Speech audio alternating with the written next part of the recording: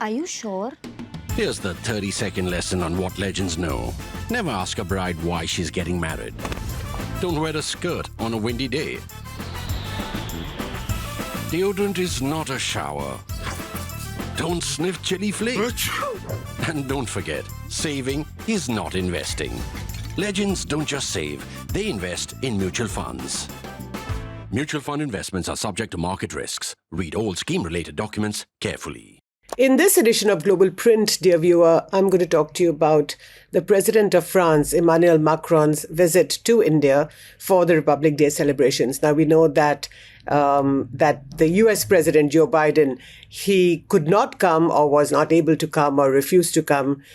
Three options that I cannot tell you which one of the above is true. But whatever it was, a few weeks ago, Joe Biden told the Indian government, to the Narendra Modi government, that he cannot come to the Republic Day celebrations.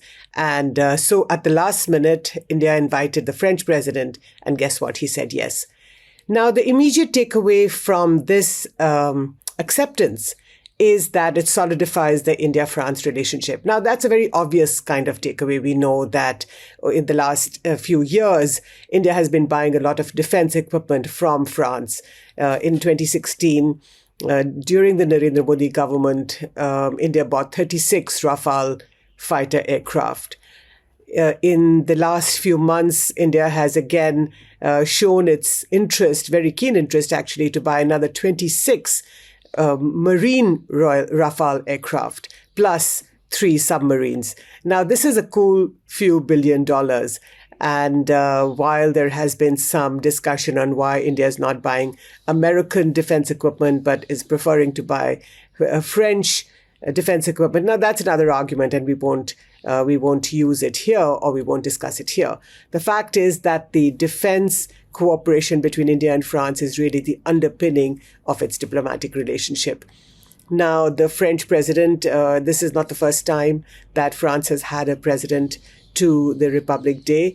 Over the last several decades, every French president has come to towns as chief guest of the Republic Day. But somehow this one seems special. And one of the reasons for that is that France stepped in very quickly. Macron stepped in very quickly to accept India's very last-minute invitation. And that sort of averted a potentially embarrassing situation for India. But there is another message that this sends, and that is that India has more than one very good friend apart from the US, which it has a very strong relationship, a very strong partnership with. There is Russian President Vladimir Putin. We know over the last couple of years, after the Russia invasion of Ukraine, and it's going to be 2 years in the end of February, that India continued to buy large quantities of Russian oil, even though the West had applied very strong sanctions against Russia and against Putin and his ilk. But India, in a sense, defied those sanctions. So India continued to buy oil from Russia, which underscored the old India-Russia relationship. But France is there, very much there in the top 3, and Macron's acceptance of this invitation only proves the point. Now, there is something interesting about Macron. In fact, it reminds me of when Bill Clinton, the former US president, came to India in 2000, that he didn't come for the Republic Day ceremonies. He came on a state visit in March of 2000. But there was something really interesting about that visit because, first of all, it was within 2 years of India's nuclear tests. Under Atal Bihari Vajpayee in 1998, India had gone nuclear. And immediately that set off sanctions that the Americans imposed on India. Within a year of that, those sanctions had ended. And then within a year of that, which is in early 2000, in March 2000, in fact, Bill Clinton came to India. And I'm going to ask you to look at some of the photographs and videos from the time when Clinton was both in Delhi and in Jaipur, accompanied by his daughter Chelsea. His wife Hillary didn't come on that visit. And the reason I'm thinking about Bill Clinton right now is because Macron has also started his India visit with Jaipur and has come to Delhi, although I think in Clinton's time it was the other way around. But those pictures of Clinton with these Rajasthani women dancers, being showered with rose petals, I think has to be one of the most defining moments of the India-US relationship. And it just shows that actually when people do things differently, it's not just the agreements and the pacts and the treaties and the diplomatic stuff that makes for a relationship, but also the people-to-people stuff, the places you go to. So Macron is going to the Amer fort, as well as he's visiting Hawa Mahal. And guess what? Prime Minister Modi is flying to Jaipur to meet Macron, and they will have a tete-a-tete on the eve of the Republic Day in the Rambagh Palace, which is a hugely, very, very beautiful old palace now converted into a hotel. So like I was saying earlier, there is something interesting about Macron. He's French, of course, and that's always interesting. But he's also married to an older woman. And that says something, I think, for him, because it sort of indicates that he's willing to step out of the narrow hole that most people find themselves in and live the rest of their lives in. I would actually describe it as a certain je ne sais quoi that Macron has and which Clinton has, or at least had in abundance. So Macron filling in Joe Biden's large shoes definitely sends the message, like I said earlier, that India has more than one very good friend, Biden himself, Vladimir Putin, and Macron, or the US, Russia, and France, not necessarily in that order. But it definitely sends the message to the world that the world is wooing India, and that India is a powerful nation, and that when it invites people, people come. So the fact that Biden refused to come or could not come, whatever the truth is, that's really his loss. And I think the world sees it this way. So the point that I'd like to make in this video, dear viewers, is that as Prime Minister Modi goes into the elections in a few months from now, into the general election, which he is likely to win, the way it seems as of now, his foreign policy over the last 10 years has had few definitive elements. The first is that brute strength matters. And in that sense, his External Affairs Minister, Mr. Jaishankar, in the second term, and earlier, Ms. Sushma Swaraj, unfortunately, she is no more.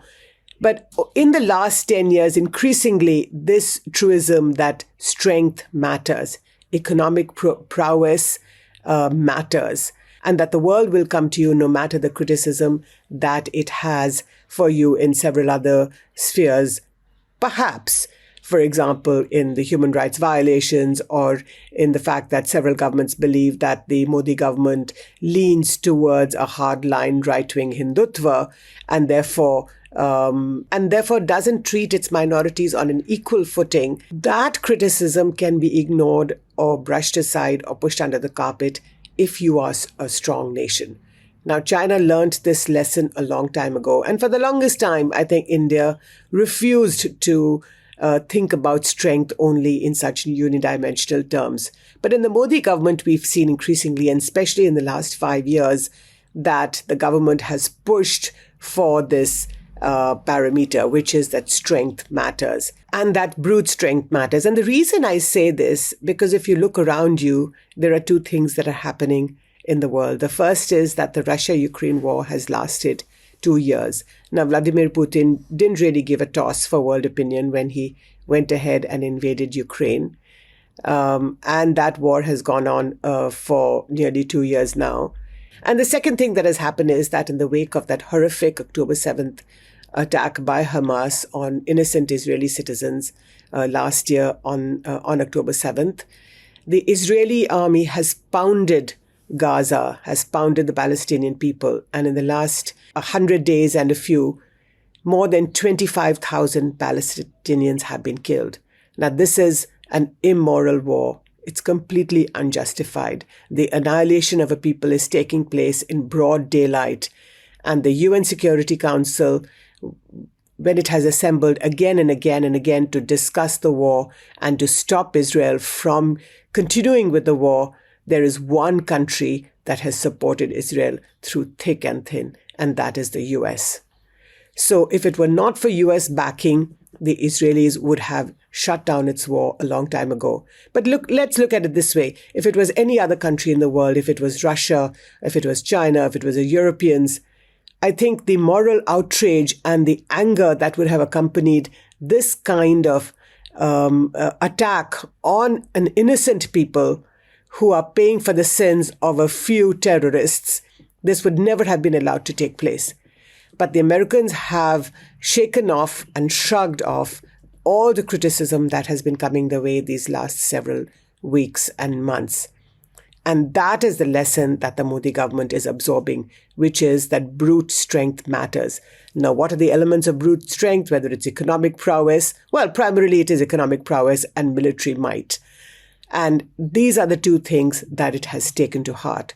So the Russian invasion of Ukraine, Vladimir Putin, in fact, emboldened by the fact that the Americans are defending Israel in the manner in which they have been the last few months. And the American uninhibited defense of Israel. So in conclusion, I'd like to say that as Prime Minister Narendra Modi goes to the polls in a few months from now, aiming to be Prime Minister of India for the third time running, and if he wins, this will only be the second time in India's history since Jawaharlal Nehru that such a feat has been accomplished, that the Modi government's foreign policy is dominated by two clear elements. The first is the pursuit of brute strength, and I just described to you what that means. The American defense of Israel and the Russian invasion of Ukraine. And an example of the second was very clear last week when External Affairs Minister Mr. Jaishankar went to attend the Nonaligned Movement Summit in Kampala, Uganda. Remember the Nonaligned Movement, dear viewers, in the early years of the Republic, when Jawaharlal Nehru tried to maneuver India between the two blocs that had dominated world politics at the time between the US and the former Soviet Union. And Nehru, along with Nasser of Egypt and Tito of Yugoslavia, were the dominant leaders or the dominant players of this non-aligned movement or this non-aligned bloc. Well, NAM is dead and has been dead for a few decades now, but it's probably alive only in name. It doesn't do very much. It doesn't have much influence at all in the world. And that's exactly what this government is trying to do, which is that Mr. Jaishankar is attended the NAM summit, or the new phrase for that is the Global South, to show that, to show up, to show face, and also to watch what China is doing. So that's all I have for you today. Thank you so much for watching. Do write in, do comment, and do let me know what you think about this video. Thank you again.